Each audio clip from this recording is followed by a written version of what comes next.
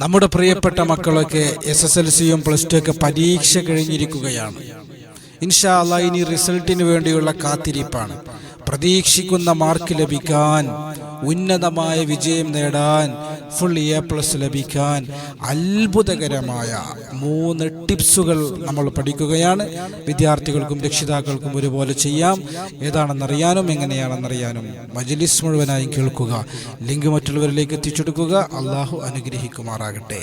അഊദു ബില്ലാഹി മിനശ് ശൈത്വാനിർ റജീം. ബിസ്മില്ലാഹിർ റഹ്മാനിർ റഹീം. അൽഹംദുലില്ലാഹി വകഫ വസ്സലാമുൻ അലാ ഇബാദിഹിൽ ലദീന ഇസ്തഫ. അമ്മാ ബഅദ്. അള്ളാഹു നമ്മുടെ മജ്ലിസിനെ സ്വീകരിക്കട്ടെ. നമ്മുടെ ജീവിതത്തിൽ അള്ളാഹു സന്തോഷം നൽകട്ടെ, സമാധാനം നൽകട്ടെ, റാഹത്ത് നൽകട്ടെ. ജീവിതത്തിൽ നാം അനുഭവിക്കുന്ന എല്ലാ വിഷമങ്ങളും പ്രയാസങ്ങളും അള്ളാഹു മാറ്റിത്തരട്ടെ. ദുആ വസിയത്ത് ചെയ്ത ധാരാളം സഹോദരങ്ങളുണ്ട്, സഹോദരിമാരുണ്ട്. അള്ളാഹു എല്ലാവരുടെയും ആഗ്രഹങ്ങളെ സഫലമാക്കട്ടെ. പരീക്ഷ എഴുതിയ എല്ലാ വിദ്യാർത്ഥിനികൾക്കും അള്ളാഹു വിജയം നൽകട്ടെ. ആമീൻ ബിറഹ്മതിക യാ അർഹമർ റഹീമീൻ. പ്രിയമുള്ള സഹോദരങ്ങളെ, സഹോദരിമാരെ, നമ്മുടെ പ്രിയപ്പെട്ട മക്കളുടെ, വിദ്യാർത്ഥിനികളുടെ ആനുവൽ എക്സാം ഇന്ന് അവസാനിക്കുകയാണ്. SSLC പരീക്ഷ, അതുപോലെ +2 പരീക്ഷയൊക്കെ ഇന്ന് തീരുകയാണ്. ഒരുപാട് വിദ്യാർത്ഥിനികൾ ദുആ വസിയത്ത് ചെയ്തവരുണ്ട്. മജ്ലിസിലും മറ്റൊക്കെ ദുആ ചെയ്യാൻ അല്ലാഹു സുബ്ഹാനഹു വ തആല എല്ലാവർക്കും വിജയം നൽകട്ടെ. അർഹമായ വിജയം, ഫുൾ A+ അല്ലാഹു സുബ്ഹാനഹു വ തആല നൽകി അനുഗ്രഹിക്കുമാറാകട്ടെ. പരീക്ഷയിൽ വിജയിക്കാൻ വേണ്ടി പല വീഡിയോകൾ നമ്മൾ ചെയ്തിട്ടുണ്ട്, പല മജ്ലിസുകൾ നമ്മൾ പറഞ്ഞിട്ടുണ്ട്, പല വിഷയങ്ങളും നമ്മൾ സംസാരിച്ചിട്ടുണ്ട്. പരീക്ഷയിൽ ഉന്നത മാർക്ക് മേടിക്കാൻ വേണ്ടിയിട്ട് 10ഓളം വിഷയങ്ങൾ വരെ പറഞ്ഞ മജ്ലിസുകളുണ്ട്. പക്ഷെ ആ മജ്ലിസുകളിലൊന്നും, അല്ലെങ്കിൽ ആ വിഷയങ്ങളിലൊന്നും ഒരിക്കലും നമ്മൾ വിദ്യാർത്ഥികളുടെ പഠനത്തെ ബാധിക്കുന്ന രൂപത്തിലുള്ള ടഫായിട്ടുള്ള വിഷയങ്ങൾ നമ്മൾ സംസാരിച്ചിട്ടില്ല. പലപ്പോഴും പല വീഡിയോകൾ ഇടുമ്പോഴും അത് കാണുന്ന ആളുകൾ ആ മജ്ലിസ് മുഴുവനും കേൾക്കാതെ ചോദിക്കാറുണ്ട്, അപ്പോൾ ഈ ദിക്ർ ചൊല്ലിയാൽ മതിയല്ലേ, പഠിക്കൊന്നും വേണ്ട എന്ന് ചോദിക്കുന്നവരുണ്ട്. അങ്ങനെ ആരെങ്കിലും പറഞ്ഞു? പഠനത്തെ ബാധിക്കുന്നൊരു വിഷയം നമ്മൾ സംസാരിച്ചിട്ടില്ല എന്ന് നമ്മൾ മനസ്സിലാക്കണം. പഠനത്തിന് തന്നെയാണ് മുൻഗണന കൊടുക്കേണ്ടത് എന്ന് നമ്മൾ മനസ്സിലാക്കണം. നമ്മൾ പഠിക്കുന്നതിൻ്റെ കൂടെ അല്ലാഹ് കാത്തോളണേ എന്ന് നമ്മൾ പറയുമല്ലോ, അതിന് പകരമായിട്ട്, അല്ലെങ്കിൽ അതിനൊന്ന് ശക്തി പകരാൻ വേണ്ടി ചില ടിപ്സുകൾ നമ്മൾ പഠനത്തെ ബാധിക്കാത്ത വിഷയങ്ങൾ സംസാരിച്ചു എന്ന് മാത്രം. എന്നാൽ ഇന്ന് പറയാൻ പോകുന്നത് കുറച്ച് ടഫായിട്ടുള്ള വിഷയമാണ്, കുറച്ച് ടാസ്ക്കാണ്, കുറച്ച് പ്രയാസമുള്ള വിഷയങ്ങളാണ്. കാരണം നമ്മുടെ കുട്ടികളുടെ പഠനത്തെ ബാധിക്കുന്നില്ല. പരീക്ഷയെല്ലാം കഴിഞ്ഞു. 26-ാം തീയതിയാണ്, ഇന്നാണ് SSLC എക്സാം അവസാനിക്കുന്നത്. പരീക്ഷയെല്ലാം കഴിഞ്ഞ് നമ്മുടെ കുട്ടികൾ ഫ്രീ ആയിരിക്കുകയാണ്. അവർ ഫ്രീ ആയിട്ടിരിക്കട്ടെ.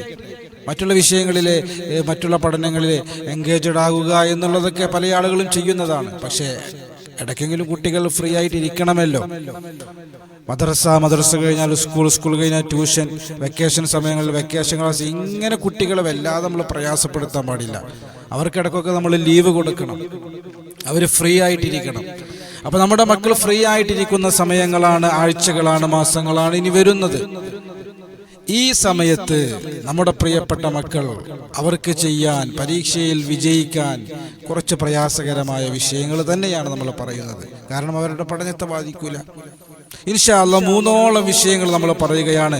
പരീക്ഷയിൽ വിജയം ലഭിക്കാൻ, ഫുൾ A+ കിട്ടാൻ, പരീക്ഷയിൽ എഴുതിയെടുത്ത് എന്തെങ്കിലും പിഴവുകൾ സംഭവിച്ചിട്ടുണ്ടെങ്കിൽ അതെല്ലാം മാർക്കിടുന്ന ആളുകൾ പരിഹരിക്കാൻ, അങ്ങനെ നമ്മൾ പ്രതീക്ഷിക്കുന്ന മാർക്കിലേക്ക്, നമ്മൾ ആഗ്രഹിക്കുന്ന സീറ്റ് നമുക്ക് നേടിയെടുക്കാൻ, ഒരിക്കലും പരാജയപ്പെടാതിരിക്കാനൊക്കെ 3 വിഷയങ്ങൾ ഇൻഷാ അല്ലാഹ് നമ്മൾ പരിചയപ്പെടുകയാണ്, നമ്മൾ പഠിക്കുകയാണ്. അതിനു മുമ്പ് നമ്മൾ വിദ്യാർത്ഥികളാണെങ്കിലും രക്ഷിതാക്കളാണെങ്കിലും റിസൾട്ടിനെ ലാഘവത്തോടെ കാണണമെന്ന് ഓർമ്മപ്പെടുത്താണ്.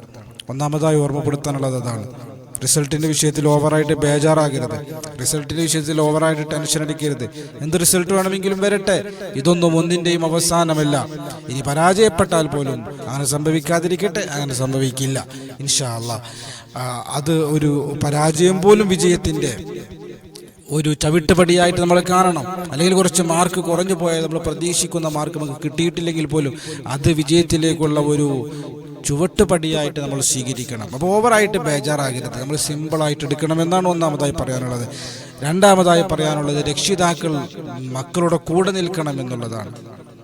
എത്ര കുറഞ്ഞ മാർക്കാണെങ്കിലും ഫുൾ A+ കിട്ടിയിട്ടില്ലെങ്കിലും, നമ്മുടെ മക്കൾ പ്രതീക്ഷിച്ച് വിജയം കിട്ടിയിട്ടില്ലെങ്കിലും നമ്മുടെ മക്കളുടെ കൂടെ നിൽക്കുക എന്നുള്ളതാണ്. അവരെ ടെൻഷൻ അടിപ്പിക്കരുത്. അമിതമായ ടെൻഷൻ അപകടങ്ങളിലേക്ക് എത്തിക്കും. വിദ്യാർത്ഥികളും രക്ഷിതാക്കളും അത് ശ്രദ്ധിക്കുക എന്നുള്ളതാണ്. മൂന്നാമതായി മനസ്സിലാക്കേണ്ടത്, സമത്വം അല്ലാഹു മനുഷ്യന്മാർക്കിടയിൽ നൽകിയിട്ടില്ല. എല്ലാവർക്കും ഫുൾ A+ കിട്ടിയാലും മനുഷ്യന്മാർ തുല്യരാകില്ല. സാമ്പത്തികമായിട്ടും ജോലിപരമായിട്ടും അധികാരപരമായിട്ടും സമൂഹത്തിൽ വ്യത്യസ്തമായ നിലവാരത്തിലേക്ക് അസമത്വം നിലനിൽക്കും. എല്ലാ മനുഷ്യരും ഒരുപോലെയാകൂല എന്ന ആ ഒരു സത്യം നമ്മൾ തിരിച്ചറിയുക. കാരണം മനുഷ്യന്റെ നിലനിൽപ്പിന് അസമത്വം അത്യാവശ്യമാണ്. തൊഴിലാളികളുണ്ടാവണം, മുതലാളിമാരുണ്ടാകണം, പണക്കാരുണ്ടാവണം, പാവപ്പെട്ടവരുണ്ടാകണം. എങ്കിലേ ഇവിടെ മനുഷ്യന്മാർക്ക് നിലനിൽപ്പുള്ളൂ. അതുകൊണ്ട് അസമത്വം അല്ലാഹു മനുഷ്യ നിലനിൽപ്പിൻ്റെ അടിസ്ഥാനമായി നിലനിർത്തിയതാണ്. അത് തുടച്ചു മാറ്റാൻ കഴിയില്ല എന്ന സത്യം നമ്മൾ മനസ്സിലാക്കുക എന്നുള്ളതാണ്. ഇൻഷാ അല്ലാഹ് 3 വിഷയങ്ങൾ നമ്മൾ എഴുതിയ പരീക്ഷയിൽ നല്ല മാർക്കോടെ നമുക്ക് നല്ല അനുകൂലമായ റിസൾട്ട് കിട്ടാൻ വേണ്ടിയിട്ടുള്ള 3 വിഷയങ്ങൾ. ഒന്നാമത്തെ വിഷയം, ഇജാബത്തിൻ്റെ രാത്രി നമ്മൾ ഉപയോഗപ്പെടുത്തുക എന്നുള്ളതാണ്. അടുത്ത ഇജാബത്തിൻ്റെ രാത്രി ഏതാണ്? അത്ഭുതകരമായ ഒരു രാത്രിയാണ് നമ്മിലേക്ക് വരുന്നത്. 27-ാം രാവ്, അതും വെള്ളിയാഴ്ച രാവിൽ. ഇരട്ടി മധുരമാണ്. ലൈലത്തുൽ ഖദർ, അല്ലാഹുവിന്റെ മലക്കുകൾ ഇറങ്ങി വരുന്ന രാത്രിയാണ്.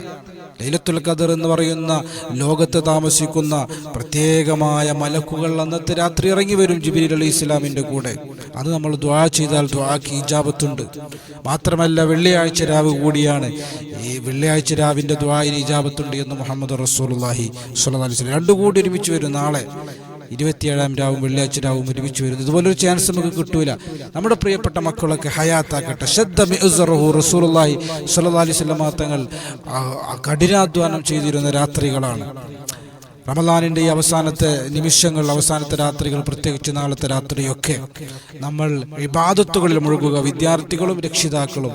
എന്നിട്ട് അള്ളാഹുവോട് നമ്മൾ ദുആ ചെയ്യുന്ന കൂട്ടത്തിൽ നമ്മുടെ പരീക്ഷയുടെ കാര്യം കൂടി പറയുക എന്നുള്ളതാണ് ഒന്നാമത്തെ വിഷയം. രണ്ടാമത്തെ വിഷയം എന്നുള്ളത് നാരിയത്ത് സ്വലാത്താണ്. അതിൻ്റെ എണ്ണം 4444ആണ്. ഞാൻ നേരത്തെ പറഞ്ഞല്ലോ, മക്കളൊക്കെ പരീക്ഷ കഴിഞ്ഞ് ഫ്രീ ആയിട്ട് ഇരിക്കുകയാണ്.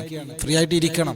അങ്ങനെ ഫ്രീ ആയിട്ട് ഇരിക്കുന്ന സമയത്ത് അവർക്ക് ചൊല്ലാനുള്ള നാരിയത്തു സ്വലാത്ത്, അല്ലാഹുമ്മ സ്വല്ലി സ്വലാത്തൻ കാമില വസല്ലിം സലാമൻ താമൻ അലാ സയ്യിദിനാ മുഹമ്മദ് അല്ലദീ തൻഹല്ലു ബിഹിൽ വഖദ് വതൻഫരിജു ബിഹിൽ ഖുറബ് വതുഖലാ ബിഹിൽ ഹവായിജ് വതുനാലു ബിഹിർ റഗായിബ് ഹുസ്നുൽ ഖവാതിമി വയസ്തസ്ഖൽ വമാമു ബിവജ്ഹിഹിൽ കരീം വഅലാ ആലിഹി വസഹ്ബിഹി ഫീ കുല്ലി ലംഹത്തിൻ വനഫസ് എന്ന സ്വലാത്തു നാരിയ. നമ്മുടെ പ്രിയപ്പെട്ട മക്കൾ പരീക്ഷയിൽ അവർ പ്രതീക്ഷിക്കുന്ന വിജയം ലഭിക്കാൻ വേണ്ടി 4444 തവണ ചൊല്ലി തീർക്കട്ടെ. അതാണ് രണ്ടാമത്തെ വിഷയം. രക്ഷിതാക്കൾക്കും ഈ 2 വിഷയങ്ങളും ചെയ്യാം. ഇനി മൂന്നാമത്തെ വിഷയവും രക്ഷിതാക്കൾക്കും ചെയ്യാം, വിദ്യാർത്ഥികൾക്കും ചെയ്യാം. ലാ ഹൗല വലാ ഖുവത ഇല്ലാ ബില്ലാഹിൽ അലിയ്യിൽ അളീം എന്നുള്ള ദിക്ർ എല്ലാ ഫർള് നമസ്കാര ശേഷവും 5 നേരം നമ്മൾ നമസ്കരിക്കുമല്ലോ, 5 നേരത്തെ നമസ്കാരത്തിന് ശേഷവും 41 പ്രാവശ്യം വെച്ച് വിദ്യാർത്ഥികൾ ചൊല്ലുക, രക്ഷിതാക്കൾക്കും ചൊല്ലാം. ഇൻഷാ അല്ലാഹ് കുറച്ച് പ്രയാസമുള്ള വിഷയമാണ്. നാരിയത്ത് സ്വലാത്ത് 4444 ചൊല്ലിത്തീർക്കുക എന്നുള്ളത്. മനസ്സ് വെച്ച് കഴിഞ്ഞാൽ വലിയ പ്രയാസവും ഇല്ല. ഇൻഷാ അല്ലാഹ് ഈ 3 വിഷയങ്ങൾ നമ്മുടെ ലക്ഷ്യത്തിലേക്ക് നമ്മെ എത്തിക്കും. അള്ളാഹുവിൽ നിന്നുള്ള തൗഫീഖ് ലഭിക്കും, ഇജാബത്ത് ലഭിക്കും. അള്ളാഹു നമ്മെ സഹായിക്കും, നമുക്ക് ഫതഹ് ലഭിക്കും, നമുക്ക് വിജയം നൽകും. അള്ളാഹു സുബ്ഹാനഹു വ തആല സഹായിക്കുമാറാകട്ടെ. റബ്ബന ആതിനാ ഫിദ്ദുനിയ ഹസന വഫിൽ ആഖിറതി ഹസനത വഖിനാ അദാബന്നാർ. ആമീൻ ബിറഹ്മതിക യാ അർഹമർ റഹീമീൻ. അസ്സലാമു അലൈക്കും വറഹ്മത്തുള്ളാഹി വബറകാതുഹു.